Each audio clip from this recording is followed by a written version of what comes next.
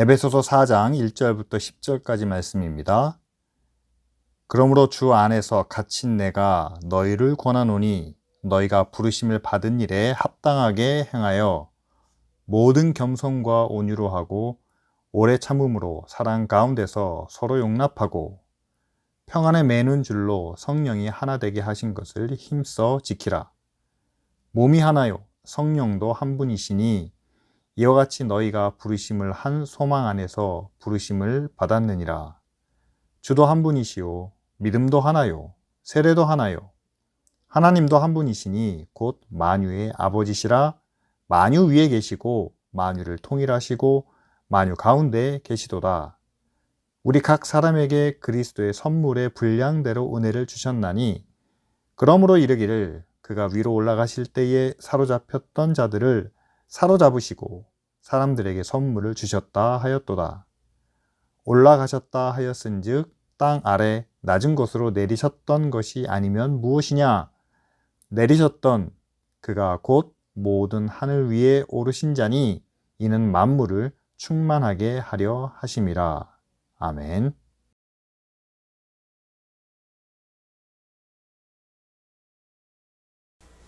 오늘 말씀의 제목이 하늘을 향한 부르심입니다. 근데 이것은 좀 줄였어요. 땅의 높은 곳이 아닌 더 높은 하늘을 향한 부르심입니다. 여러분, 세상에서는 좀 유명세라는 말이 있습니다. 정치인 아니면 인기 연예인은 본인뿐만 아니라 가족들도 사람들의 관심사가 되죠. 그래서 좀 사소한 일에도 아니면 작은 잘못에도 사람들의 입에 오르내리며 사람들이 오해하기도 하고 또한 거기 비난하기도 합니다. 남들보다 어떤 권력이나 인기로 높은 지위, 혜택을 누리고 있다면 그만큼 더 높은 도덕적인 그리고 윤리적인 기준을 지켜야 하지 않느냐라는 것이 이제 세상 사람들의 생각이죠. 여러분, 그런데 교회도 이와 비슷한 유명세를 치르고 있다는 사실을 아십니까? 우리는 세상의 주인이신 하나님의 자녀, 그 하나님의 은혜로 구원받아 우리는 하나님의 말씀과 하나님의 능력과 은혜로 살아간다라고 이렇게 말합니다. 자, 그러니까 세상 사람들은 그러는 거예요. 너희가 세상의 주인이신 하나님의 자녀냐? 야, 그럼 하나님의 자녀답게 살아야지. 교회가, 목사가 또 믿는 사람이라면 우리랑 달라야지 라고 이렇게 말한다는 거죠. 그래서 교회가 세상과 똑같은 잘못을 저질러도 세상보다 훨씬 더 심한 그런 비난을 또 비판을 받게 됩니다. 뿐만 아니라 한 사람이 잘못한 건데 한 교회에 국한된 문제인데 그것이 전체의 문제인 것처럼 비춰지고 또한 그것에 대해서 교회가 좀 억울한 비난을 받게 된다는 사실이죠.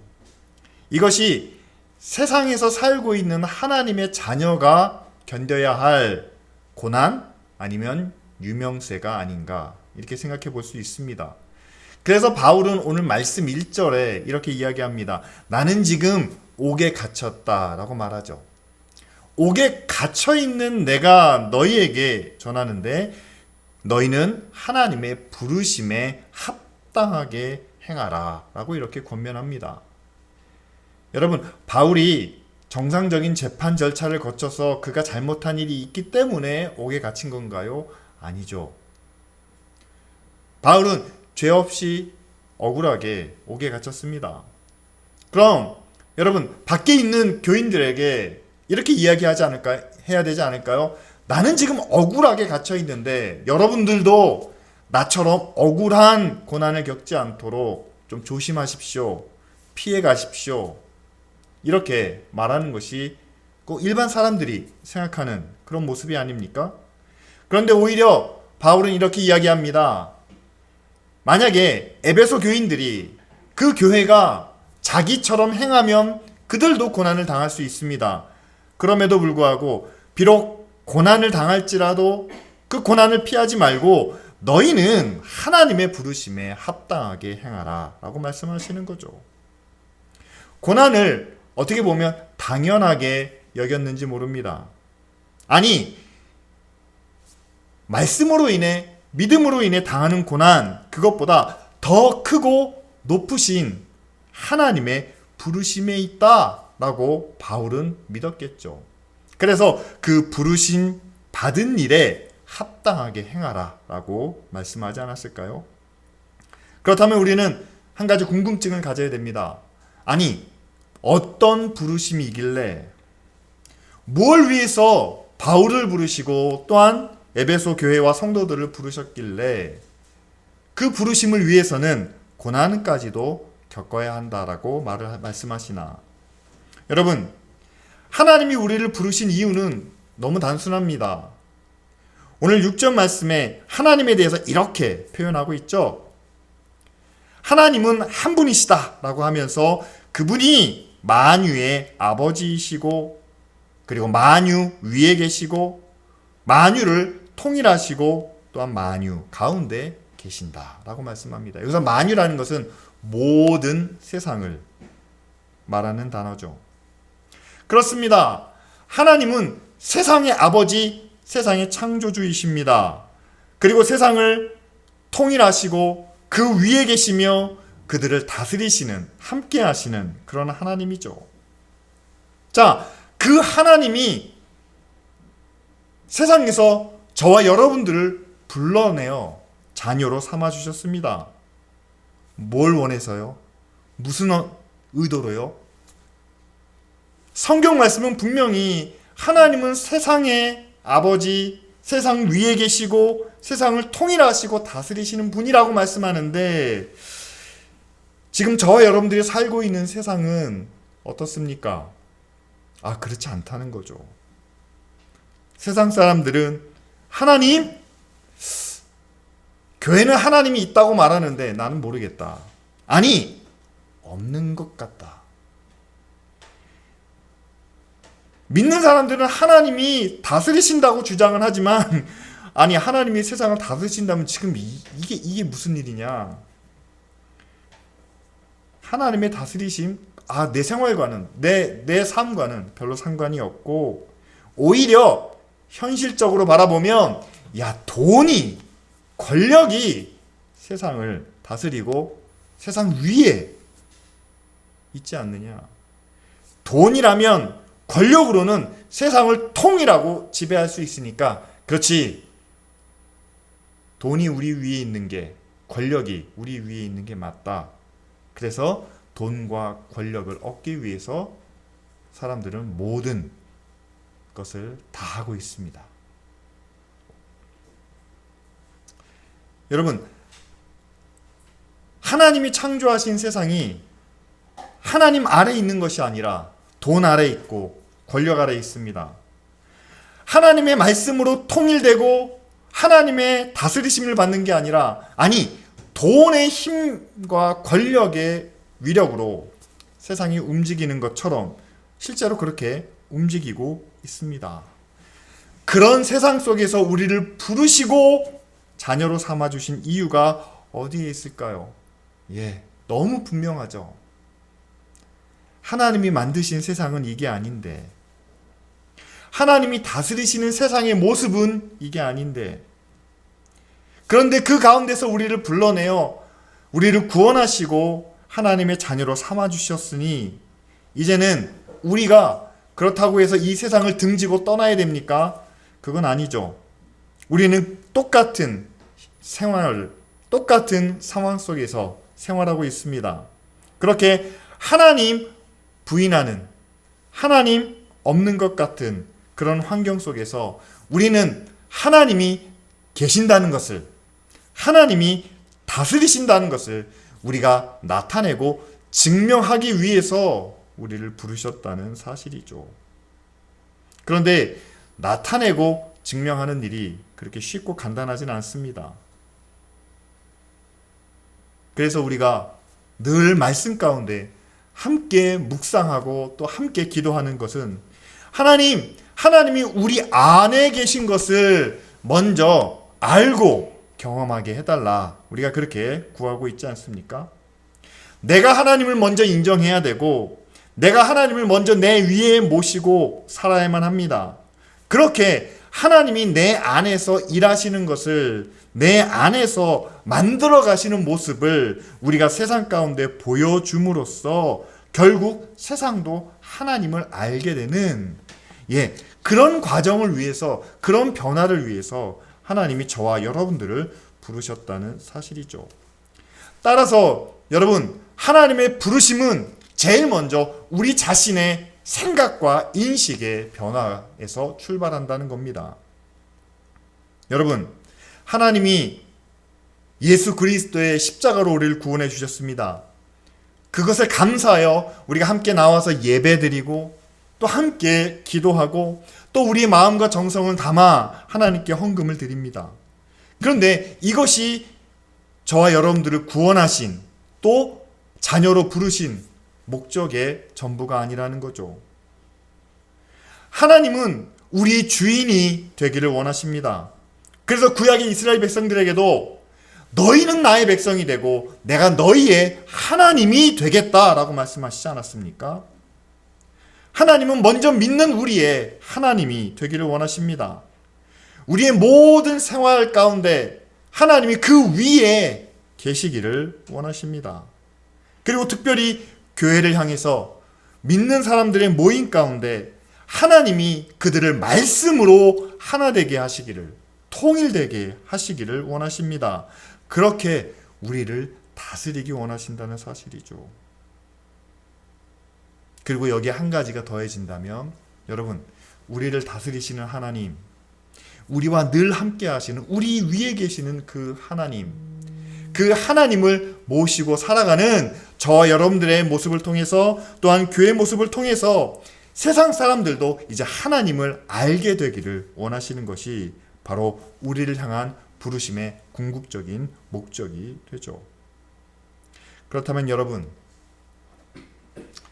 하나님이 계신 것을, 하나님이 다스리시는 것을 나타내는 것이 우리를 부르신 목적이라면 우리는 그 목적에 충실해야 되지 않을까요? 교회가 부르심을 받은 목적에 우리의 능력이, 우리의 힘이 부족하기 때문에 그것을 다 채울 수는 없습니다. 완전하게 나타낼 수는 없습니다. 그러나 부족한 것은 어쩔 수 없지만, 그러나 하나님의 목적이 이것이라는 사실만큼은 우리가 분명하게 깨닫고 살아가야 되지 않겠습니까? 그래서 오늘 말씀이 증거하고 있는 부분을 우리가 함께 나누기 원합니다. 하나님의 부르신 목적이 어디에 있는지.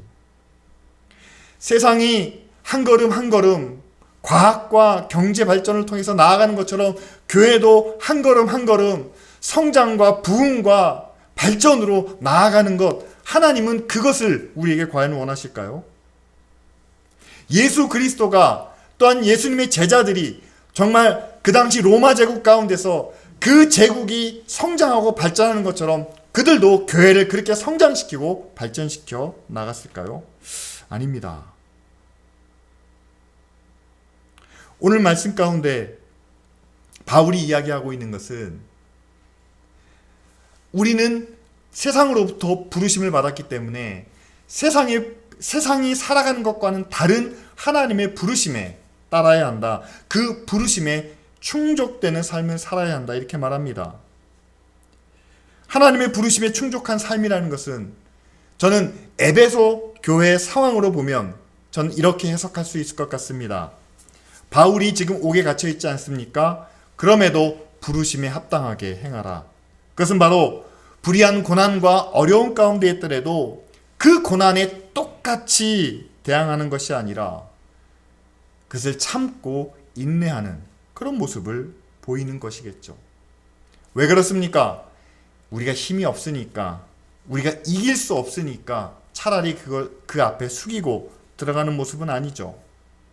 오히려 그들과 똑같은 사람이 아니라는 것을, 우리는 하나님의 구원을 받은, 은혜를 받은 하나님의 자녀라는 것을 세상 가운데 보여주고 나타내기 위해서 손해를 볼 때 어떻게 악착같이 그것을 만회하려는 것이 아니라, 해를 입었을 때 똑같이 보복하는 것이 아니라, 우리는 사랑과 은혜로 덮어주는 그 모습을 통해서 하나님의 자녀들은 분명히 세상과는 다르고, 그런데 그 다른 이유가 하나님이 우리 위에 계시기 때문에, 또한 하나님이 말씀으로 우리를 다스리기 때문이라는 것을 우리는 나타내고 보여주는 데 있다는 사실입니다.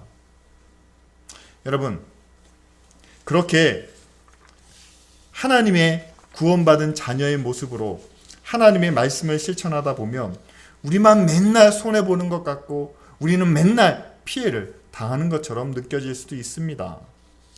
그런데 저는 한 가지 여러분들에게 묻고 싶습니다. 교회 역사가 지난 2000년 동안 이어오지 않았습니까? 그 기간 동안 정말 수없이 많은 교회와 또한 많은 설교자들이 하나님의 말씀을, 하나님의 구원을, 그리고 하나님께 받은 능력으로 많은 능력을 세상 가운데 나타냈습니다. 그런데 그 수없이 많은 복음과 또한 능력을 통해서 세상이 얼마나 달라졌나요?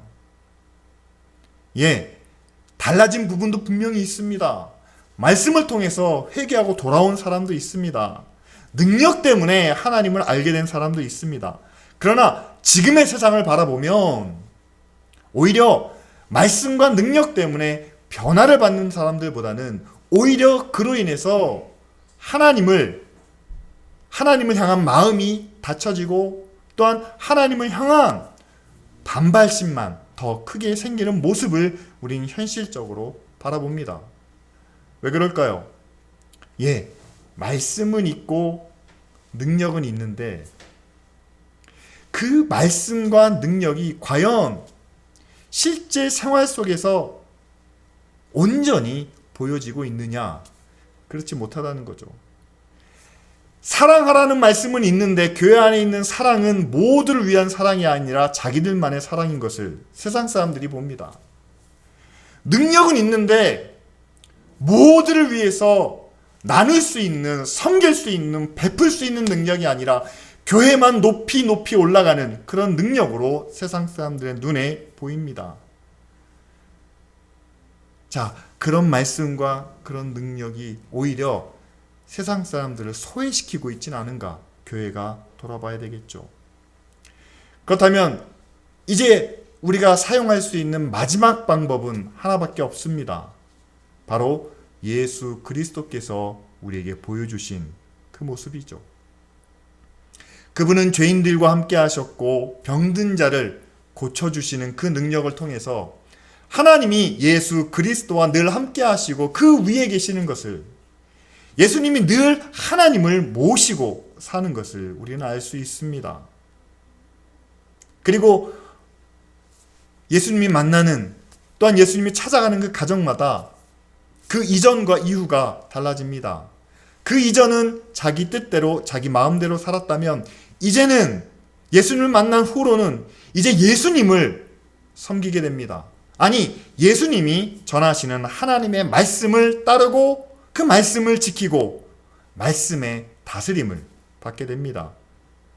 그것을 통해서 그들이 안고 있던 문제가, 어려움이 해결되는 모습을 보여주고 있죠. 그리고 마지막으로는 말씀을 통해서 교회가 하나 되는 모습을 성경은 증거하고 있습니다. 그렇게 하나님이 어떤 분이신지를, 하나님의 사랑과 능력이 무엇인지를 성경은 우리에게 증거하고 또한 지금까지 모든 사람들에게 보여주고 있지 않나요? 그렇습니다. 교회를 향한 하나님의 부르심은 말씀과 능력, 거기에 더해져서 우리가 실제 생활하는 모습을 통해서 증거되고 나타나야 한다는 사실이죠. 하나님이 저와 여러분들 가운데 함께 하시고 늘 우리 위에 계신다면 여러분, 우리의 삶이 지금과는 분명히 달라지지 않을까요? 세상 사람들은 이렇게 이야기합니다. 열심히 일해서 즐기고 만족을 찾고 또 자기 것을 누리라 라고 말하죠. 그러나 하나님이 우리 위에 계신다면, 하나님의 말씀이 우리를 다스리신다면 그 기준과는, 그 가치관과는 분명히 다를 수밖에 없습니다. 그리고 그 다른 기준이 우리의 삶 속에 자연스럽게 표현될 수 있겠죠. 자, 그렇다면 여러분, 초대교회와 사도들에게는 이런 부르심을 하나님이 주셨습니다. 예수 그리스도의 복음을 전하고 고난과 핍박 중에도 그들의 구원을, 하나님의 나라를 증거하라 라는 사명을 그들에게 주셨죠. 2000년이 지난 지금 우리에게는 그럼 하나님께서 어떤 부르심을 저와 여러분들 가운데 주셨을까요? 저는 이렇게 생각합니다. 세상 모든 곳에 이제 예수 그리스도의 복음이 증거되었습니다. 복음이 전해지고 있습니다. 그런데 지금 우리에게 간절히 필요한 것은 무엇입니까? 말씀은 전해지고 교회도 세워졌지만, 그러나 그 복음이 증거된 곳에 하나님이 그 위에 계십니다. 하나님이 세상 위에 계시고 세상을 다스리십니다. 그리고 하나님은 자신의 의와 사랑으로 세상을 하나로 통일하시기를 원하십니다. 아직 이 하나님이 위에 계시고 통일하신다는 사실만큼은 제대로 전해지고 증거되지 못했다는 사실이죠. 그렇다면 지금 우리에게 주어진 부르심은 그겁니다. 복음을 증거하는 것, 구원의 말씀을 전하는 것, 거기에 그치지 않습니다. 이제는 실제로 하나님이 우리 위에 계시고 하나님이 이 세상을 다스리시고 또한 통일시키신다는 것을 우리가 직접 증거하고 나타내는 것을 우리를 부르신 목적으로 봐야 되지 않을까요? 그렇다면 과연 어떻게 우리가 이것을 증거할 수 있을까요? 여러분, 오늘 말씀을 보면 바울이 이렇게 이야기를 합니다. 하나님도 한 분이시고 너희의 세례나 또한 성령도 한 분이시다 라고 말씀하면서 무엇보다 3절 말씀에 평안에 매는 줄로 성령이 하나 되게 하신 것을 힘써 지키라 라고 이렇게 이야기합니다. 그리고 나서는요, 우리에게 한 가지 소망을 주셨다. 4절 말씀에 부르심의 한 소망 안에서 우리가 부르심을 받았다 라고 이렇게 바울은 이야기합니다. 자, 여러분들에게 말씀드리고 싶은 건 이겁니다. 우리가 성령 안에서 구원을 받아 이제는 하나가 되었다. 한 가족 또한 한 공동체가 되었다. 그것을 지키라 라고 성경은 말씀하죠. 왜냐하면 세상과 다른 점으로 하나됨을 우리에게 강조하는 모습으로 보여집니다.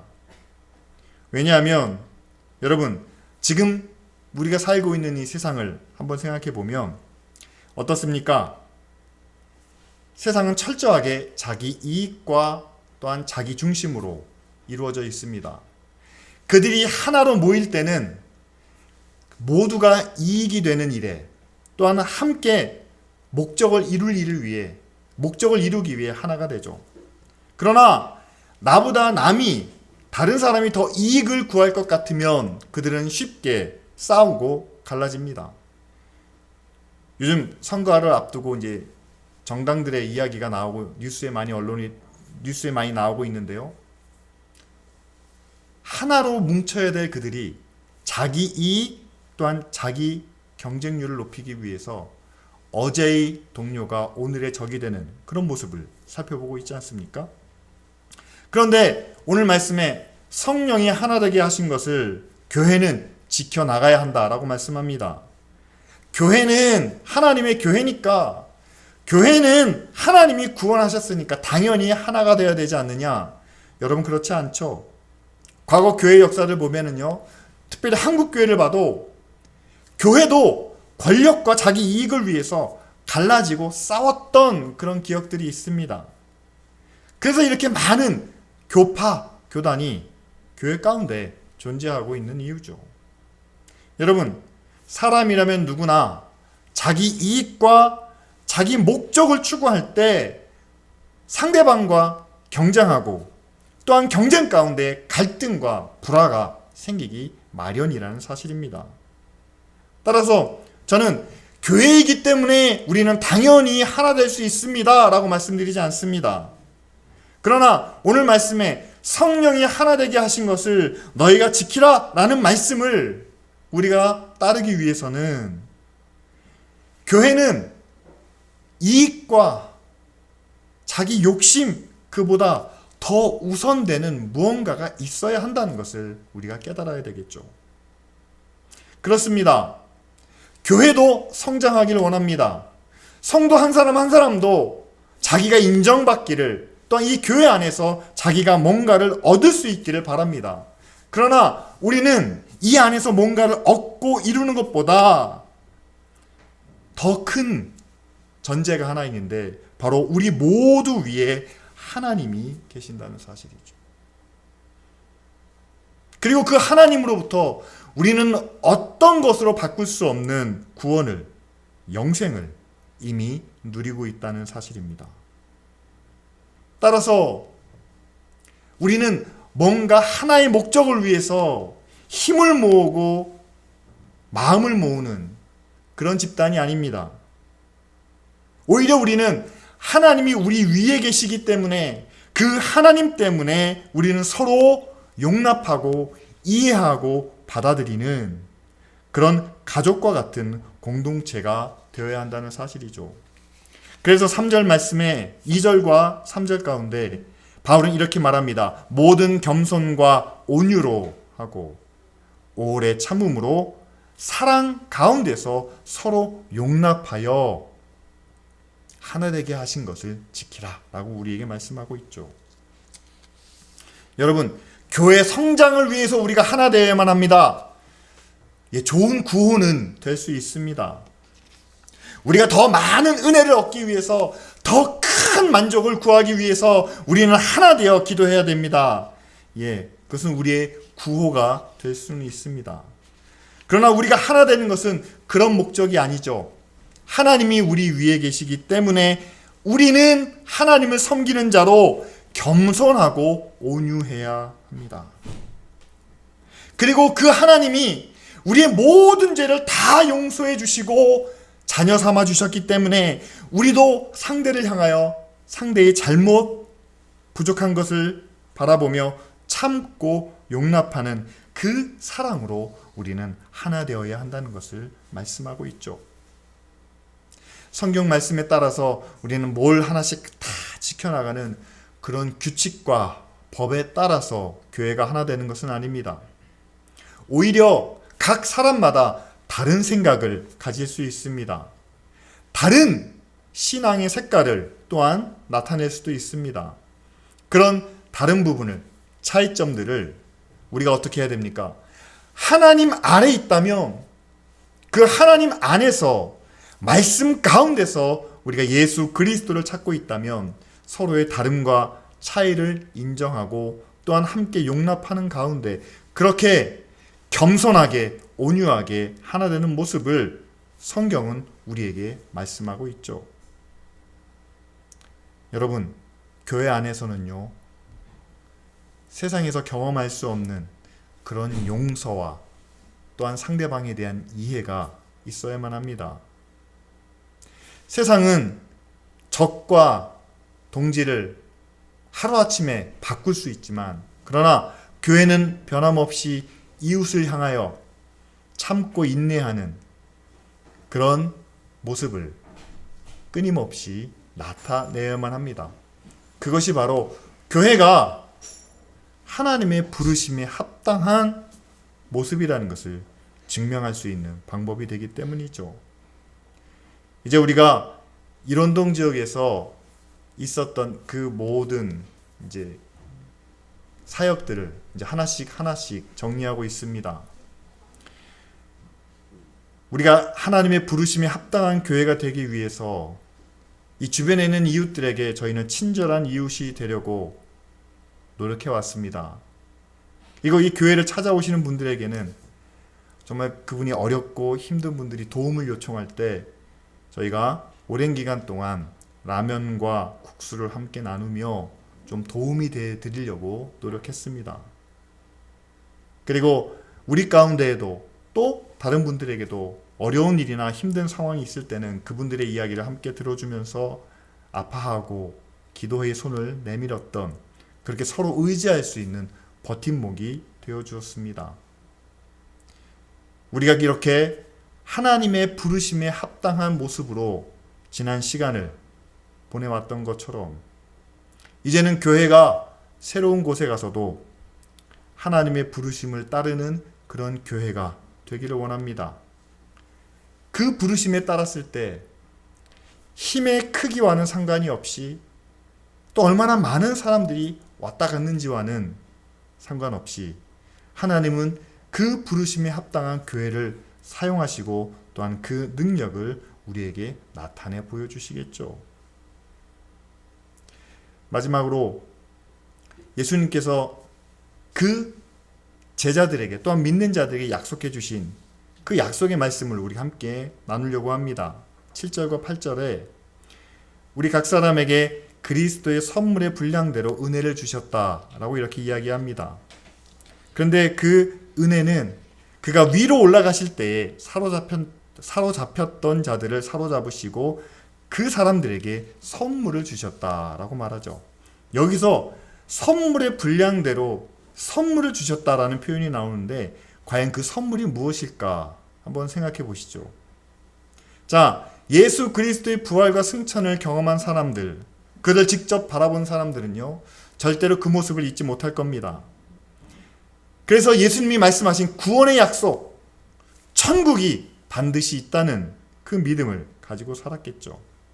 그런데 그렇게 부활과 승천에 대한 확신을 갖고 있는 사람들에게 주신 선물이 있는데, 그 선물은 뭐냐면 땅에서 낮아지신 예수 그리스도의 모습이 그들에게 선물이 되었다는 겁니다.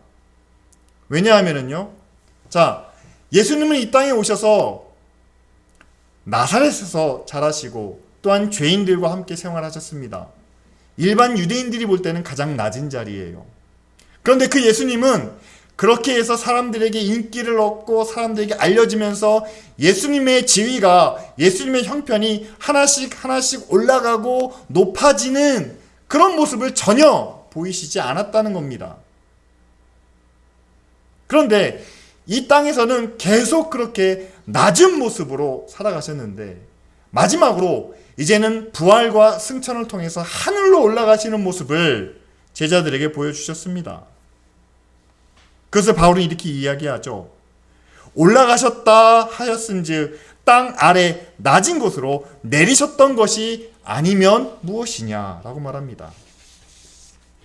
예수님이 세상에서 낮은 자리에 사신 것은요, 그리고 나중에 올라가시는, 하늘로 올라가시는 모습을 통해서 하나님이 예수 그리스도를 이 땅 가운데 가장 낮은 곳으로 내리셨다라는 것을 바울은 이야기합니다. 그런데 그 낮은 곳에 내리신 그분을 하나님이 하나님의 보좌 우편으로 올리셨다는 말씀이죠. 그런데 이것이 예수님에게만 해당되는 말씀은 아니라는 겁니다. 예수님께서 직접 제자들에게 말씀하셨습니다. 내가 너희를 위하여 하늘에 처소를 예비하러 간다. 그리고 그것이 예비가 되면 내가 너희를 다시 와서 영접하겠다라고 말씀을 주시죠. 자, 그렇다면 여러분, 예수 그리스도의 말씀대로 하나님의 부르심에 따라 우리가 세상을 살아갈 때, 여러분, 부르심대로 살아가면 오늘보다는 내일이 좀 더 나아지고 내일보다는 1년 후가 좀 더 나아지는 그런 모습을 우리는 기대할 수밖에 없는, 그것이 세상의 원리고 세상의 규칙입니다. 그러나 예수님 자신도 그 세상의 원리와 규칙을 따르시지 않았다는 거죠.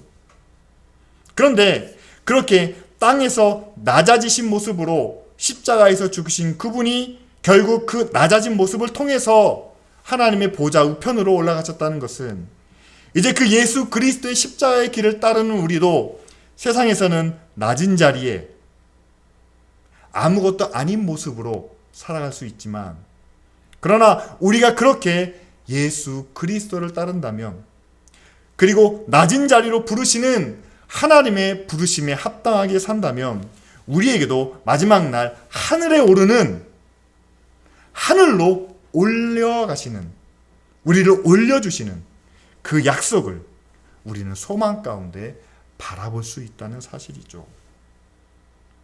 따라서 여러분, 오늘 1절 말씀에 바울이 나는 옥에 갇혀져 있지만, 나는 감옥에 억울하게 갇혀 있지만, 그러나 너희는 그 고난을 피하지 말고 하나님의 부르심에 합당하게 행하라 라고 권면하는 이유가 바로 여기에 있지 않나 우리는 생각할 수 있습니다. 사랑하는 성도 여러분, 예수 그리스도의 삶을 우리가 따르려고 합니다.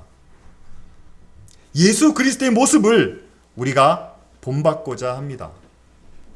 그러나 우리가 예수님처럼 죄인들을 찾아가고 병자를 고칠 수 있는 것도 아니고, 또 예수님처럼 모든 말씀을 다 깨달아서 가르칠 수 있는 것도 아니죠. 그러나 이거 하나만큼은 우리가 지킬 수 있습니다. 저와 여러분들이 지금 살고 있는 이 자리, 이 위치, 사람마다 그 높이는 다 다를 수 있습니다. 그런데 세상에서는 이야기합니다. 이 자리에서 열심히 일했으면 이만큼 올라가야 되는 거 아니냐. 이 자리에서 열심히 노력하고 수고해서 저 높은 자리를 우리가 차지해야 되지 않느냐. 그것이 바로 땅에서 살아가는, 땅의 기준으로 살아가는 사람들의 이야기죠. 그러나 우리는 그 땅의 기준이 아니라 낮은 곳에서 사셨다가, 그 낮은 곳에서 하나님의 부르심에 따라 살았다가 결국 저 높은 하늘로 올라가신 예수 그리스도의 모습을 우리가 본받아야 된다는 사실이죠. 그렇다면 여러분, 지금 우리가 세상 낮은 곳에 있는 것에 실망하거나 좌절할 필요가 있을까요? 아니면 지금 저희 교회처럼요, 이 낮은 곳에서 더 낮은 곳으로 내려간다고 우리가 슬퍼하며 원망해서야 될까요? 만약 우리가 하나님의 부르심 안에 있다면, 그리고 우리가 하나님을 늘 우리 위에 모시고 그 말씀과 믿음 안에서 정말 우리가 하나 되고 통일된 모습으로 살아가려고 한다면, 여러분, 우리의 모습이 더 낮아지더라도, 그러나 마지막 날에 반드시 하나님이 이 땅의 높은 곳이 아닌 저 하늘로 우리를 올려주실 것을 믿고 우리는 소망 가운데 살아가야 될 줄 믿습니다. 여러분, 하나님이 기쁜 우리 교회를 부르신 목적이 과연 어디에 있을까요? 또 여러분들을, 또한 각 믿음의 가정들을 하나님께서 은혜 가운데 지키시고 말씀과 믿음으로 지금까지 인도해 주신 목적이 과연 어디에 있을까요? 하나님은 먼저 저와 여러분들 위에 계시기를 원하십니다.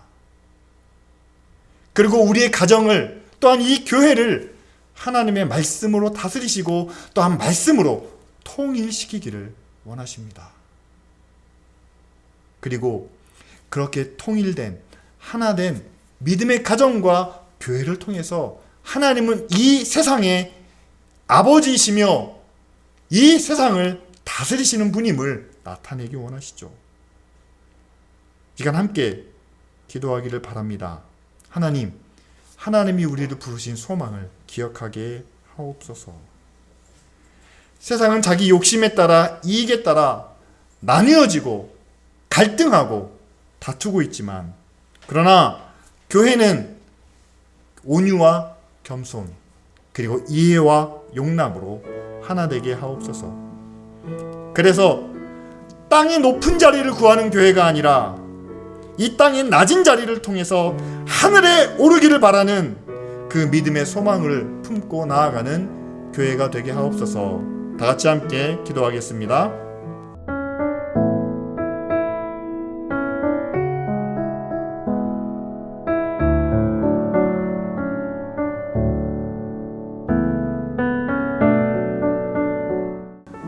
우리를 구원하시고 자녀 삼아주신 하나님 아버지께 감사와 찬양을 드립니다. 하나님, 우리를 부르신 하나님의 거룩하신 뜻과 또한 그 한 소망을 깨달아 하나님이 우리 위에 계시고 우리를 통일하시며 우리를 다스리시는 것을 경험하게 하여 주시옵소서. 이제는 모든 믿음의 가정과 또한 교회가 하나님을 세상 가운데 증거하기 원합니다. 지금까지 많은 말씀과 또한 능력을 통해서 하나님을 나타내고자 했지만, 그러나 우리의 삶이 세상에 비춰진 교회의 모습이 그 말씀과 능력과 하나 되지 못했던 것을 고백합니다. 하나님, 우리의 부족한 것을 용서하시고 또한 채워주셔서 이제는 하나님을 증거하기에 부족함이 없는, 그리고 하나님의 부르심에 합당한 교회가 되게 하여 주시옵소서. 무엇보다 세상을 향하여 하나님의 큰 사랑을 나타내게 하시고 겸손과 온유함으로 또한 이해와 용납으로 모든 것들을 다 받아들일 수 있는, 또한 함께 섬길 수 있는 그런 교회가 되기 원합니다. 그래서 주님, 이 세상에서 높아지는 것보다 예수 그리스도와 같이 이 땅 낮은 곳에서 하늘 높은 곳으로 올리시는 주님의 영광과 주님의 능력을 경험하게 하시고 또한 그 소망을 바라보며 힘있게 살게 하여 주시옵소서. 하나님, 기쁜 우리 교회가 정말로 그 부르심에 합당한 사명을 이어가기 원합니다. 지난 긴 시간 동안 일원동 지역에서 이웃과 또한 많은 사람들을 섬기게 하셨사오니 이제는 새로운 곳에서, 그곳에서도 역시 하나님의 부르심에 합당하게 좋은 이웃이 되고 섬기는 교회가 되게 하여 주시옵소서. 이곳을 잘 정리하게 하시고 또한 모든 성도들이 새로운 곳에서 잘 적응할 수 있도록 주님 지켜 주시옵소서. 늘 우리를 도와주시는 예수 그리스도의 이름으로 기도드립니다. 아멘.